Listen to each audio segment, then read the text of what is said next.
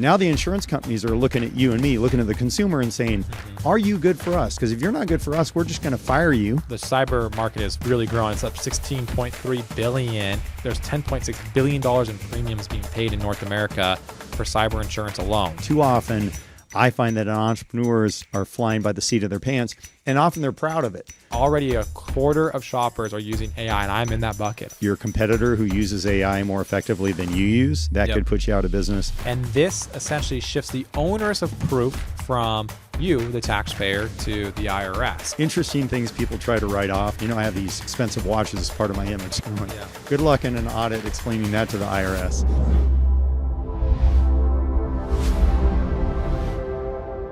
All right, Jim, welcome back. Yeah, good to see you, Bryce. Good to see you too. I'm excited. We got some good topics here. Oh, good. Yeah. I know you have no idea what we're about to talk I to. usually don't, but I probably should, but I don't. All right, so we're going to talk to insurance, cost of insurance rocketing, bookkeeping, a very unsexy topic, but why it's very, very important for entrepreneurs, and a lot of them get it wrong. Yeah. The ROI on taking care of yourself and your health, the private jet market, and then how AI has been used in marketing.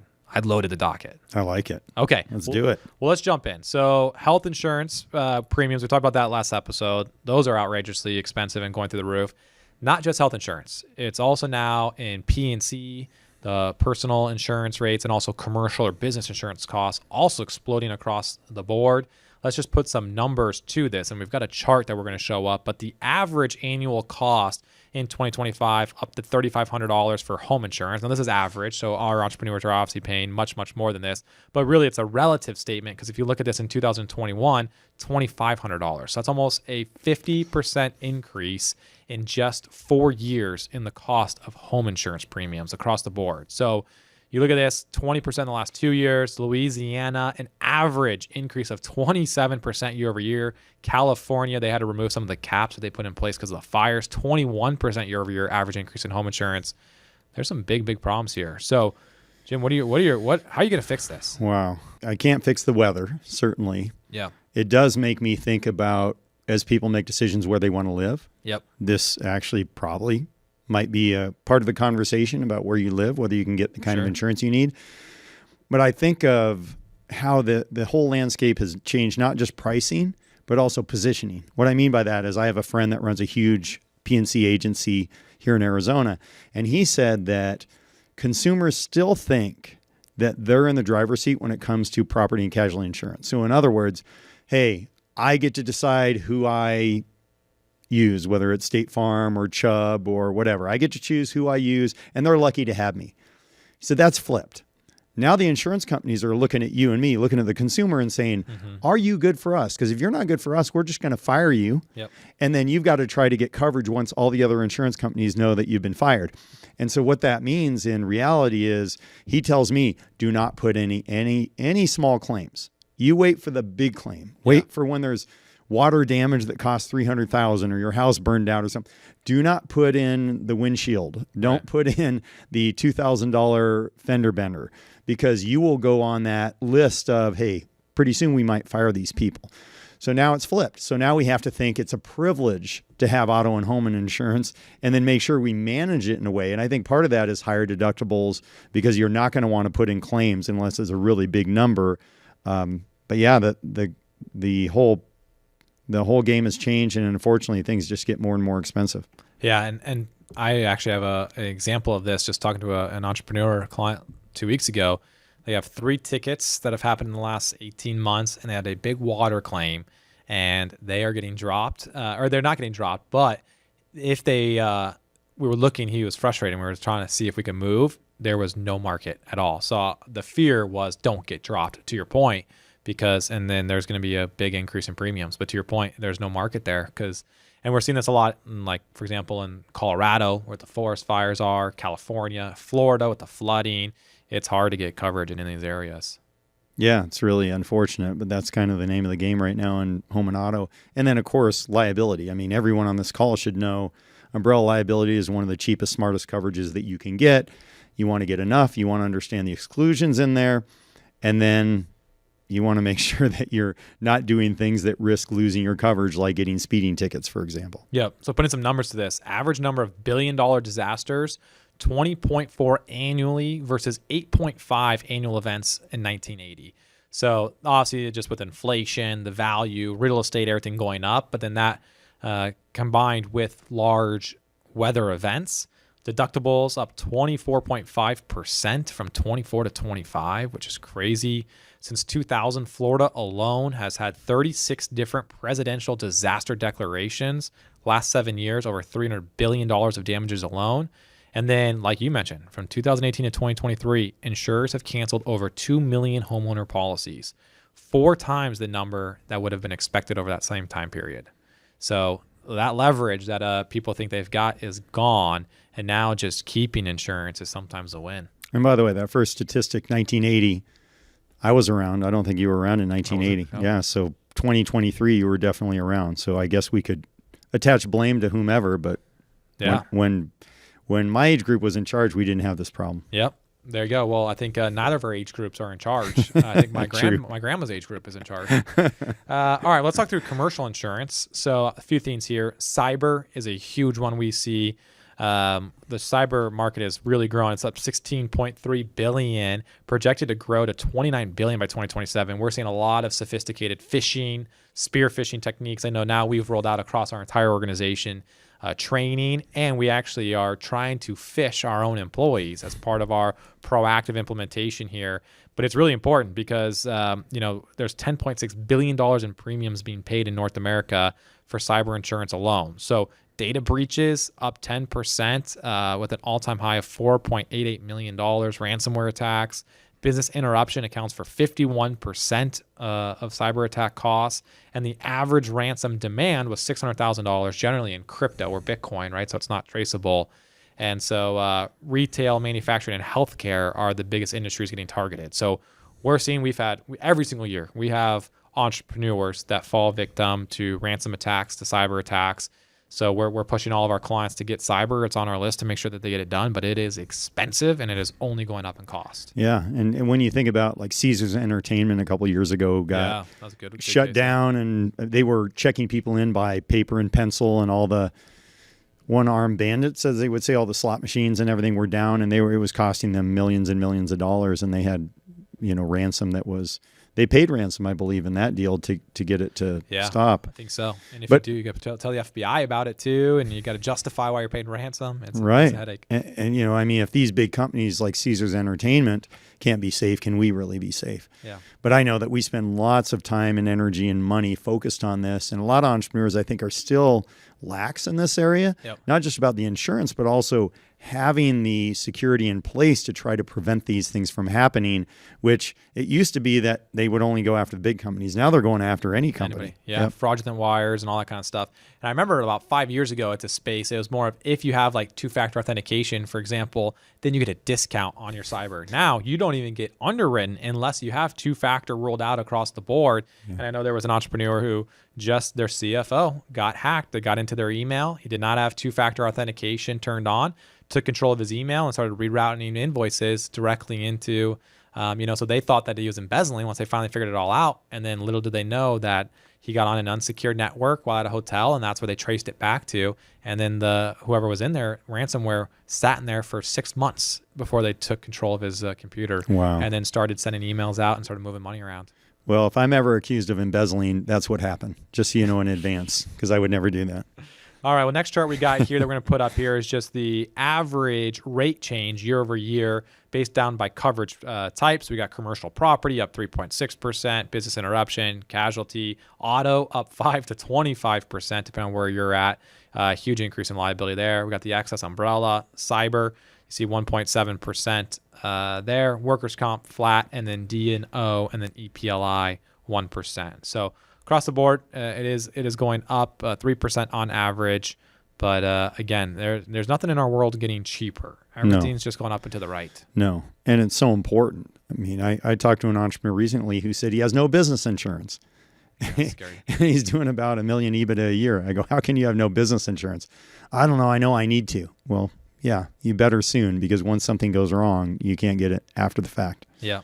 All right. So we talked about protecting ourselves. Let's carry this conversation to another form of protection that too many entrepreneurs overlook. It's not a sexy topic, but bookkeeping and how to shift the burden of proof to the IRS. So I was deep diving a little bit into this, just a little bit nerdy, but there's something called IRC, Internal Revenue Code Section 7491. And this essentially shifts the onus of proof from you, the taxpayer, to the IRS. And so what this really says is that originally there was a Supreme Court case that essentially said, hey, the burden of proof to substantiate everything is on the taxpayer. So the IRS is, you're guilty until proven innocent is essentially the way it goes with the Internal Revenue Code and the IRS. However, if underneath Section 7491, there's really some 3 steps that you need to take. But if you provide through your bookkeeping credible evidence with respect to any factual issue, you comply with the substantiation requirements, and you maintain all required books and records and cooperate, then that shifts the burden of proof back to the IRS. And so I was looking into this because, and this was rolled out in 1998, by the way, because a lot of entrepreneurs, I think, really cut corners on the bookkeeping. Yep. And so I was trying to think through what is the angle of why an entrepreneur should care about their bookkeeping. Now, I think you and I completely disagree with that. We love our bookkeeping. We keep very clean books. We look at our actuals. We have a budget. We have variance reports. Every single month, we know how we're doing line by line because we think that's very important just to run a good, clean business. A lot of entrepreneurs don't necessarily think that way. They think it's boring finance nerd stuff. But then I was like kind of doing some research and came across this, that it actually helps you from a tax perspective. If you were to go and get audited, clean books can actually be a first line of defense. I love that. And there's multiple reasons to have clean books. Now we just have another one, which is puts you in a better position with the IRS. And as you mentioned, having clean books not only helps you with a better exit and a higher valuation, but it also should, when it's done right, help you make better decisions in running your business. And too often, I find that entrepreneurs are flying by the seat of their pants, and often they're proud of it. Oh, I do this by intuition. I just follow my gut. And intuition has a place in running a business. But the example I give any entrepreneur that says that to me is, if you were about to get on a plane and you saw the pilot and looked over his shoulder and said, hey, what are all those instruments and those dials and those knobs?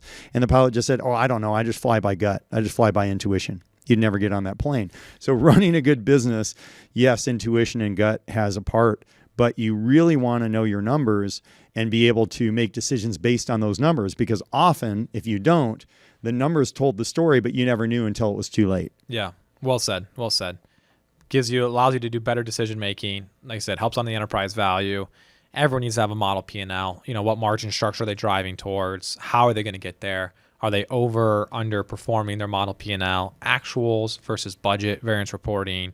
And the other thing is just when you're trying to do tax planning, when you're trying to get financing, all of that is going to, be dictated by the quality of your books. Because if someone doesn't believe the quality of your books is good, it's going to be impossible to sell your business, get financing, all of those types of things. Yeah. And as simple as I remember an entrepreneur years ago who had 5 different products and services he was selling, and one was the biggest revenue.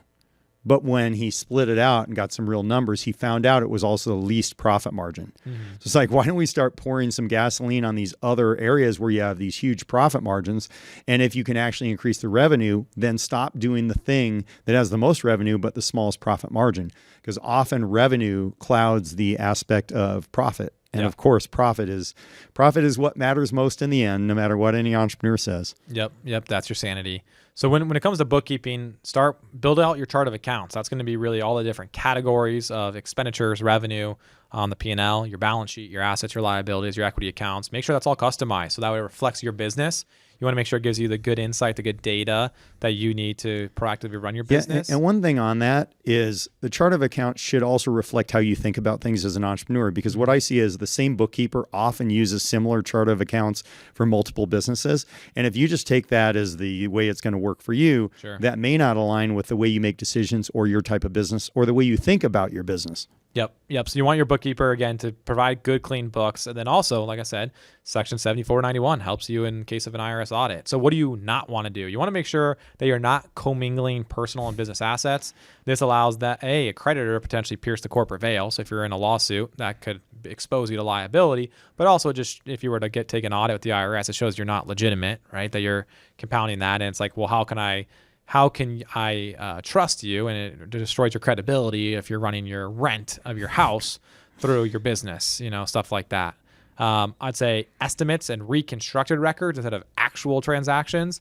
That you want to make sure you do that. Higbee versus Commissioner was a good tax court case where Higbee tried to just regenerate stuff instead of, and the IRS said nope. And poor categorization, incomplete mileage logs, travel records, why are you taking that trip? And then also unsubstantiated charitable contributions or other things like that. Yeah, I've seen a lot in my career of interesting things people try to write off. I've seen house cleaning from their home put through the books. I've seen watches. I like watches, and I've seen what is this? Oh well, it's part of it's a business expense. How so? Was my image? I have these expensive watches as part of my image. I'm like, good luck in an audit explaining that to the IRS. All kinds of stuff, and that of course causes big problems when you try to sell, and that also causes big problems if you're trying to talk to the IRS about things. Yeah, Section 162 must be ordinary and necessary. The rule of thumb is that if you are wearing something that could be worn outside of business use, it's not deductible. So if you have a shirt that has your business's logo on it, that is deductible. A Rolex, not deductible because you're going to wear that outside of work. So even if it's you've been used in the creation of media, that's the TikTok tax advice that I wouldn't want your TikTok tax advisor to represent you in an audit because you're going to lose. Yeah. All right, let's transition to talking about the ROI of what I think is the most important thing. They always say that a man with his health has a million wishes, a man without his health has one. But let's talk to the ROI of investing in your health. And I put some numbers together to show you and show everyone that I think this could be actually a really good ROI, return on investment. But before we do, I was just at a mastermind last week with some entrepreneurs. And really the entire topic was about blood panels, VO2 max, glucose monitors. And really, I think a lot of successful entrepreneurs are really starting to treat health optimization like their financials within their business or their balance sheet or their net worth. And so I think I want to start there by asking you, how do you feel about this? Because I know that that's an important topic for you. It is. And what are you thinking and what are you seeing and what are you and Mimi doing? One thing that I see a lot is I see entrepreneurs that chase this a little bit, almost like an obsession, and I can understand that. But sometimes I think it's, for me personally, too much. Now, I could do better at this, and I'm actually planning on doing more of some of these things. Yeah.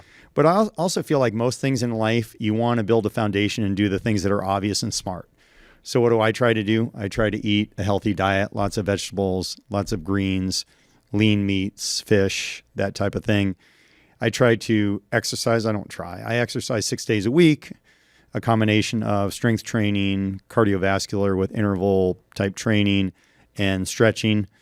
And I try to have good relationships, which is a big part of health. Yep. My marriage, one of the best things you can do for your health is being in a really strong marriage, which I am in. So I do those things with a very disciplined and very intentional mindset, and that has worked out very well for me. And so that's I think what everybody should be doing is those types of things. Mm-hmm. Then all these other new gadgets that are out there, I see value in these. I see value in understanding your sleep patterns and the heart rate variability and all that kind of stuff. So I am going to do more of that stuff. Just to be honest, I haven't done a lot of that, but I see the value in that.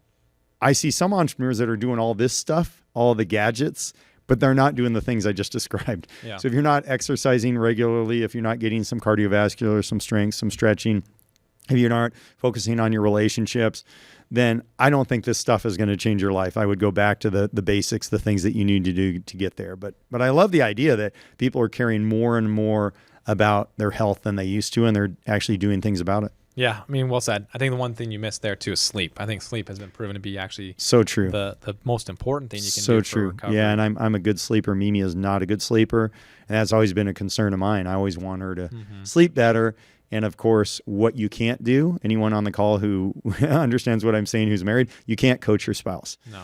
And in fact, you shouldn't, or I would just say even more emphatically, don't coach your spouse because it doesn't work out. But I do worry about that because she doesn't sleep very well. But sleep is right up there with exercise and diet as one of the most important things you can do. Words of wisdom. So from a market perspective, we're looking at the TAM, the wearable market, and I got a whoop. So I'm in the wearable market here, and a lot of people have Apple Watches, the Aura Rings, different things like that. $25 billion and growing. By the way, I had a chance to invest in Aura Ring, passed it up. That was a good one. Yep. They just had a big distribution. Yeah. Yeah. Good. That's okay. Yeah. But you It's know good what? that you can at least admit that, right? Truth is, though, the deals I passed up, almost everyone was a smart decision to pass it up. Yeah. So this is the one. And by the way, that's the one that makes an entrepreneur dangerous, because if they invested in the Oura Ring, they're like, well, look at that. I want to do more of that. And then they end up throwing their money at all these startups, and most don't work out. Well, yeah. I mean, it's a 9 out of 10, 90% are going to fail, right? So that's like the 10% hit rate. And so you got to, that's another whole nother conversation about the portfolio theory around venture capital. Yep. So 25 billion is the wearable market, growing at 23% annually. Crazy. 1.1 billion worldwide wearing devices, expected to grow about 50% in the next few years. Biohacking market, sub-market there, about $24 billion. Crazy stuff. So we got a chart here that just breaks down the wearable medical device market here from Grandview Research. And it just shows broken out by the different geos, what that's looking like. But specifically, what entrepreneurs, a lot of entrepreneurs that we're talking to, that we work with, wearables like the Apple Watch, we talked about the Whoop, I've really enjoyed that, the Oura Ring, and then there's some more advanced biometrics that are coming out here. And what I'm seeing a lot now is, and even I'm working on a little bit of increasing my VO2 max, like you said, HRV, heart rate variability monitoring, sleep tracking. And the other thing is sauna, hot and cold, right? I think Huberman, could be the one who's responsible for the huge demand now of every entrepreneur. I feel like now is building the cold plunge and the sauna at their house. Yeah, I'm building one when we have our new house, and I do a cold plunge. I do the cold plunge more than the hot, but I do cold plunge. I find that's really impactful, whether it's in my mind or not. I always am challenged with the placebo effect. I think a lot of stuff we just think, and then it comes to fruition. And we have clients and friends who are very active in this space. We've got Dave Asprey, who's been a friend and a client for a long time. Michael Fishman, who runs Consumer Health Summit, has a lot of the entrepreneurs on the cutting edge of this stuff. It's a big and growing industry, and it's important. I mean, it's a really important part of the future is to get our health even better than it is. Yeah, continuous glucose monitoring. That's something I haven't dove into, but is on the list. I heard that gives you good data to really reinforce the positive diet and not seeing the insulin spikes. But not just about what's in, what's out. Huge decreases across the board in alcohol consumption. We talked about this a little bit already about the issues in Napa Valley and the wine consumption, smoking, vaping going down, sacrificing sleep for hustle culture. I think there's still a little bit of that, but I think that narrative is starting to change, that actually some of the most successful entrepreneurs are now kind of reversing trend and showing about how important sleep is. And then the other thing is microdosing. So I'm seeing vices being replaced. And have you ever done microdosing before? I have not. I know many entrepreneurs who have done microdosing. In fact, one who I won't name was trying to get me to, I don't know if it was a microdose, but this is macrodose, maybe a macrodose. But isn't that LSD or psychedelics? Yep, psychedelics, right? And I remember he was trying to get me to try it, and another friend was there, and I was like, and my other friend had done a lot of that stuff, and I said, should I try this? And he goes, no, you shouldn't try this. You're not the right person for it. Well, no, I think he was saying the right environment. And I wouldn't say I'm anti that, but I grew up in a world where I didn't do any of that stuff. And I'm probably, I would say, hesitant. Yeah. Not that I wouldn't. One thing I do think that I've seen with people I care about is the access to marijuana and what do they call it? THC. I don't know that using a lot of that stuff is good for you for the long term. And I think there is some medical science behind that. So I worry a little bit that maybe younger people are moving from alcohol to marijuana. Yes. I don't know if that's the right move. I'm not a doctor or a medical expert. And then the other thing, just to talk big picture, is I do have some friends that are obsessed to live to some number like 150, or they put these numbers out there like that. And that's fine. But, I think we need to remember that it's not the length of life, but the quality of life, and really focusing on today. But you need to do the things to be healthy, but whether that means you're healthy to 80, 90, or 120, I don't know. But I think some are a little optimistic about that they're going to get to something like 150. Yeah. No, I agree. I mean, and as part of this, where I was at this event, they were kind of imploring like, hey, psychedelics, early research is showing the positive benefits of microdosing these psychedelics. And then I have a chart here that actually has some data to substantiate that. The orange bars shows the non-microdoser, the blue bar, the microdoser, just showing decreased levels of stress, depression, and anxiety for microdosers. And so I know, I think psychedelics are going to be a huge industry over the next decade. Now, the legal status of this is varying, just even like with cannabis and THC, even today. But I think that seems to be some preliminary, promising early research as a better advice, so to speak. And I'm not an expert in this area, but I have read some stuff about ketamine treatment for PTSD, and they've had some pretty remarkable results. And I've had Musk friends, is a huge ketamine user. and I've heard of friends doing that for therapeutic reasons, not recreational, right? But actually, and then MDMA, was like the party drug in the 80s or whatever that is. They're doing clinical trials on that, and they're finding some really good results as far as MDMA used in a professional counseling environment. And I know I have friends that use it recreationally as well as or some of the other. But I do think that it's a positive that I think the stigma attached to certain things is being lifted to a point where let's look at the evidence and let's look at what really works. Because, when I was a kid, if you would have told me that marijuana was going to be legal in my lifetime, I would have believed, that pigs would fly. I would believe that's not ever going to happen. And yet it has happened, but I'm not sure that marijuana has all the benefits that people claim it has. And maybe I'll get pushback because of this on the call, but I just think there is some science about using marijuana all the time may not be the best thing, but that has opened the door to, hey, what about all these other things that mom and dad said were bad for you? And because when I was a young person, you could drink just like you can drink today. It was legal. Yeah. But if you had marijuana or any of these other things you talked about, psychedelics or MDMA or mushrooms or any of that other stuff, if you got caught with that, you were going to go away for a long time. Right. But if you got caught with a beer, as long as you were of age, no problem, right? So I think alcohol is one of the most damaging, dangerous drugs that has ever existed, yet it's legal because it's societally acceptable. And I'm more of the ilk that, hey, things should be legal, and let's just make sure that we're trying to educate people and make sure they don't ruin their lives over it. I think that's well said. And you realize this isn't a call. You said we're on the call. It's a podcast, right? Oh, yeah. Well, I know we got you. We helped you escape the old person's home to get here, but I just want to make sure you know where you're at. Don't worry. I'll call my mom on a payphone and we'll get it figured out. All right, let's talk through the ROI calculation of a health investment. So I'm just trying to put some numbers to this, just thinking this up. So let's assume here that an entrepreneur does comprehensive blood panels 4 times a year, maybe $500 a pop, so $2,000 there. Personal trainer 3 times a week. Let's call that $1,500 a month or $18,000 a year. Whoop. RRA, and you got that. Quarterly VO2 max testing, nutrition coaching, put that at $500 a month. Sauna, cold plunge, home setup, recovery supplements protocols. I mean, this is a $35,000 a year total investment. So show me the money, right? This is how I would think about it. All right, so what if this same entrepreneur values their time at $1,000 an hour? So if you're making $2 million of take-home pay, divide that by 2,000 hours, overly simplistic, but that's about $1,000 an hour is the value of your time. And if you can have a 25% increase in your productivity just because sleep optimization, energy management, et cetera, that's worth $520,000, right? 520 extra hours times $1,000 an hour. That's worth over $500,000 in hypothetical value that you could create. Is your decision quality improving, right? With the better sleep, HRV, heart rate variability management. What's the value of that? Healthcare cost avoidance, hard to quantify, but do you not have heart disease, diabetes, something like that? And then do you have reduced sick days? Are you able to just kind of to work more? So if we kind of put this all together, let's say we have $500,000 to $600,000 of added value, divide that by $35,000 investment, and you're looking at a 1,700% rate of return. So wow.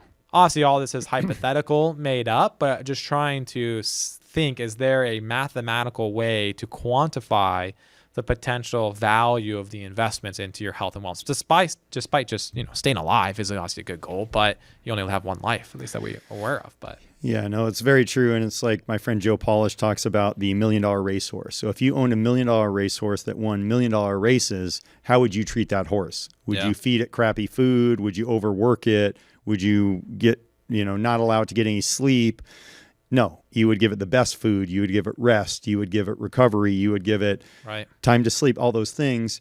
And you are the $1 million racehorse. You're probably worth a lot more than $1 million racehorse. So treating yourself in that way is so very important. And then besides the numbers, there's the intangibles. Like, what is it going to be worth if you can actually, see your grandchildren get married, right? You can't measure that, but you're not going to be healthy 80, 90 years old if you ignore your health. Yeah. No, I think it's well said. Maybe the next podcast, maybe we just do some microdosing live on the podcast. I don't know if that's legal even. I don't think it is. I don't think it is where we sit right now. I'm Yeah. sure there are places that would Go to be. Mexico. Yeah, I don't know. I don't know. I think the drug laws in Mexico might be tough. Yeah, I have no idea. Yeah. I've been down there fishing, and guys have talked about like, oh, we should get some marijuana, and which I don't smoke marijuana. But then someone else in the group is like, they will like put you in jail for like 100 years. Oh, really? I believe marijuana is illegal in Mexico. Unless that was just someone was telling them to shut up. Well, it's like the government here in the United States trying to, they wanted to be a proponent of you drinking more wine. They want you to consume more cocaine and other indigenous drugs in Mexico. Maybe. I don't know if that's true. I don't know if that's true. Yeah. But yeah, I don't think we're going to microdose on a episode anytime soon. Okay. I'm going to have to find a new host. But if you like to microdose, you could microdose and listen to the podcast. There you go. Yeah. It may make it more enjoyable. Yeah. Okay. I'm not promoting drug use, by the way. I'm just saying if that was your choice, you could do that. Yep. All right. Well, let's shift from personal assets to a hard asset. As I was putting this together, I was wondering about the private jet market. So as you remember, 2020, 2021, everybody was buying private jets, their own private jets. They were chartering or they were doing fractional shares. And so I was just interested to go take a look back at what's happened. So in 2020, 2021, again, as we saw tons and tons of entrepreneurs buying private jets, using financing, 0% down, depreciating it, talking about it as a tax strategy. Then reality hit, prices went way up as all the demand hit. Then prices went way down as bonus depreciation rules changed, as financing costs went up. So ultra low interest rates was a big tailwind there. So when their interest rates were low, it was easier to finance these jets. And then you combine that with bonus depreciation. You could put the jet into business use and deduct it if it was only used for business. And then you kind of had also the backlog of aircraft at the time. So there was a lot of supply in the market. So that was kind of what we saw. But then I think 2022 to 2024, there was what I'd call the hangover. And from here, interest rates skyrocketed with inflation increasing the Fed increased interest rates. Cost of ownership went way through the roof. Insurance, hangar costs, all of the COVID inflation just really ravaged it. And then I think a lot of entrepreneurs were sold this idea that you can then buy your jet, charter it out to others, and you get to fly your jet for free because other people are going to pay for it. Well, that charter demand never really came to fruition. And so now people are writing checks for $100,000 a month to keep this airplane that they were taking 6 times a year on the tarmac. Yeah, I can tell you in 30 years of doing this, I have never seen that fantasy pencil out. I don't use the word never often, to where you can have a private jet, charter it, and you get your jets free. So that's one problem with that whole thing. And even if it's penciling out, as soon as you have a problem, mechanical problem, pilot problem, whatever, then the whole thing goes sideways. Generally, a private jet is convenience and time savings. If your time is worth $10,000 an hour and that convenience will save you that time, then it could financially pan out, but it doesn't pan out as a standalone. And in fact, one of our clients was asking me about this one time, and he was saying, hey, I'm thinking, because he got pitched this idea, why don't I buy like 20 jets and then just charter them all out and make all this money? And I said, how many entrepreneurs do you know who have 20 jets? And he goes, I don't know any. I said, me either. There's a reason why. That's not going to work, right? Otherwise, you become an airline. That's how it works if you become an airline. So yeah, it's like a fantasy that they want to do that, but private jet is a cost. Yeah.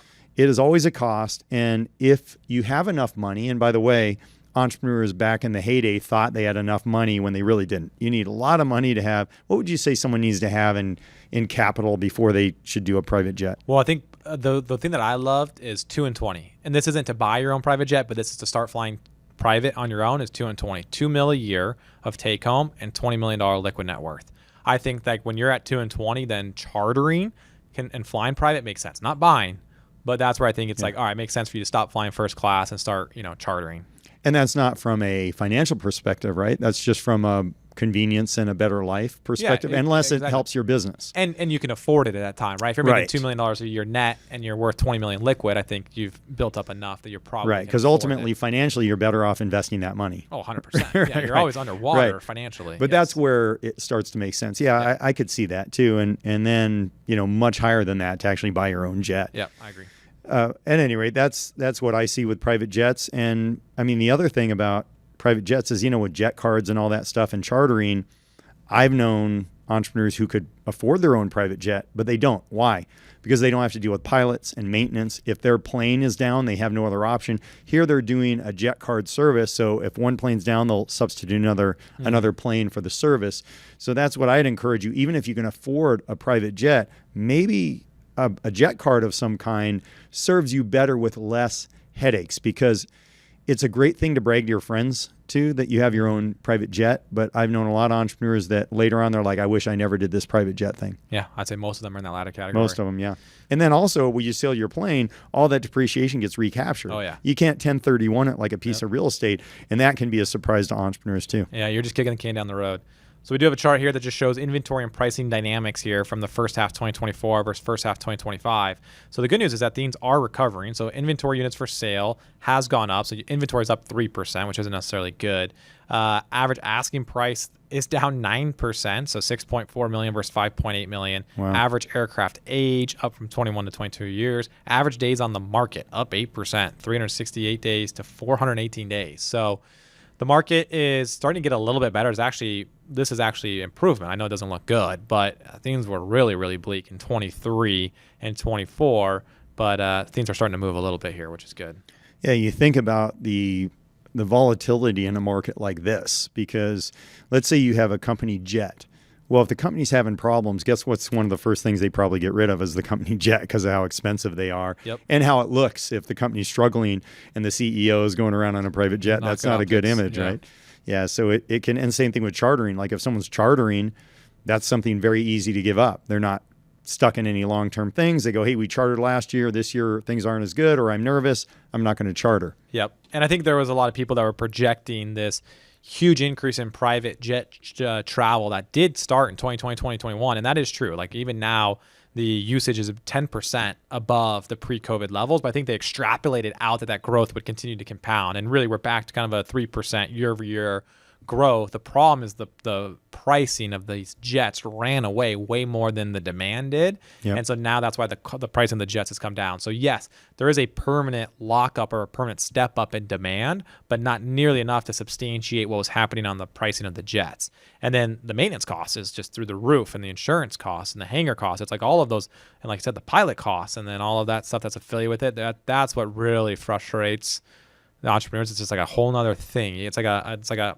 big old house, right? It's like all the yard work. It's all the stuff that comes with it that property tax has got to deal with. Yeah, I have a friend, Lloyd Reeb, who's coached some extremely wealthy people. And one thing he said to me is that often what happens with the extreme wealthy people is they end up creating all this complexity in their life that stresses them out. And so they end up with 3 homes and 2 boats, and they got the plane and all this stuff, and there's just constant management. Yeah. And so I remember when he told me that, I thought, well, you know what? We've done a pretty good job, Mimi and I. 1 house, 2 cars. Like we have made sure that we are staying simple. And even, we go to Park City in the summer a lot. People are always like, do you have a place out there? Nope. We don't want a vacation home. We don't want a second home. We don't want a third home. We just want to keep our life simple. And you could argue that there are reasons why we should own a home in Park City. But I would tell you that every time I try to bring those reasons to Mimi, she's like, no, I want our life simple. I don't want our life complicated. And that's a lesson that I think a lot of entrepreneurs would wish they had have heard, because when they get to 50, 100, 150 million, then pretty soon they have all these properties. I remember when I met Ed Milet, and he was talking about selling one of his houses, and I think he's got 12 or 15 homes. And he was going, man, this is stressing me out. He goes, it's a beautiful house. He goes, I got all these beautiful, they're all amazing properties, but I can't visit them. And man, I got the insurance. I got all these things. And so hearing Ed talk about the complexity and the stress that he's got from all these houses, I'm like, boy, I tell you what. And by the way, I'm nowhere near as rich as Ed Milet. I admire him a lot for many of the things he's done. However, I've seen this, and I'd say at any level, one thing you want to just be a little careful about is getting excited about having all these different things that with each one of them come complexity and management. And don't underestimate how that stacks, and pretty soon your life is run around by all these things that you bought that you thought would be cool. Yep, things drive you. Well, we got another chart here that just shows the business jet market size by the size of the jet. So just breaking it down between the very light jets, medium, and heavies. And so 35 billion is the size of the market today, up from about 26, 27 billion in pre-COVID. So there has been tremendous growth in the size of the market, and they are projecting some more growth here overall. But as you mentioned, the depreciation laws now are back. So with the One Big Beautiful Bill past the 4th of July, you can now bonus depreciate. So it'll be interesting to see if that provides some tailwinds that now entrepreneurs can get that depreciation deduction. Again, that's just a deferral. You will recapture that depreciation when you sell the jet. And if interest rates kind of stabilize or even continue to come down, maybe the affordability of these jets increases too. So it'll be interesting to see kind of where this jet market goes and if, some more demand creeps back in here. Yeah. And also, and I don't know if we want to mention about entity structure, because you don't want to have your jet in the entity where you have, assets and things that could be taken if there's a problem with the jet. You also don't want to put it in an S corp. Right. Mm-hmm. So that's a mistake we've seen people make, is they put their private Schedule C. Or in Schedule C, right? Yeah. So getting some advice on entity structure around a private jet would be really important before you go down that path of buying something. Yep. All right. So let's transition here to the fractional family office floor. So some things that we're working on. So we're essentially skipping SEO and we're going on AEO. So the CEO of HubSpot, I was just recently listening to a podcast about this, and I love the way he framed this, that optimizing everything for AEO. So again, instead of search engine optimization, which a lot of people know way more than we do, we're just skipping that, and we're just going to AEO. So optimizing for AI engine optimization. And so as I'm looking at OpenAI inking deals with Walmart, Spotify, Etsy, enabling direct purchases through ChatGPT, I think it's very clear the business model for OpenAI is they're the lead consumer-facing AI brand that, they're essentially going to be a better version of Google. And I'm thinking of my research and my purchase behaviors are already now being influenced directly through OpenAI and ChatGPT for personal use and backlinks that they're providing me. So I think this is kind of the future from a consumption standpoint. Are you using that for a browser? I'm not using that from a browser. As you know, I use Comment from a browser by Perplexity. So your carrier pigeon is still stuck at the door. But one thing that I think is interesting here, we got a chart of the percentage growth in AI-driven visit share. So this just shows a 4,700% year-over-year growth, July 2025 versus July 2024.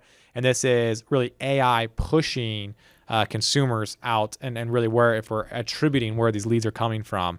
So very, very interesting that 105 million adults will use generative AI in 2025. 34% of U.S. adults in June said they have used ChatGPT, roughly the double since 2023. And now nearly a quarter of shoppers have used generative AI in their shopping experience. So think of that. Already a quarter of shoppers are using AI, and I'm in that bucket. I am using AI, ChatGPT specifically. I'm brainstorming, I'm talking, and I'm saying, okay, where should I buy this from? And then it's giving me direct links, and then it's getting the attribution. Wow. What about you? It's big. I know I've used, so for example, we're planning a vacation for next year. Yep. And I'm using Claude. Yeah. And asking it questions, talking about what we like, what we don't like about trips, about different resorts or hotels in different areas of the country and different times and weather. And it's kind of piecing together, and it came up with like, okay, here are the 3 areas and the types of vacations that I think would fit based on what you told me. Yep. And then here are the pros and cons of each. And then I say, well, based on this, this, and this, which of those 3 would you choose?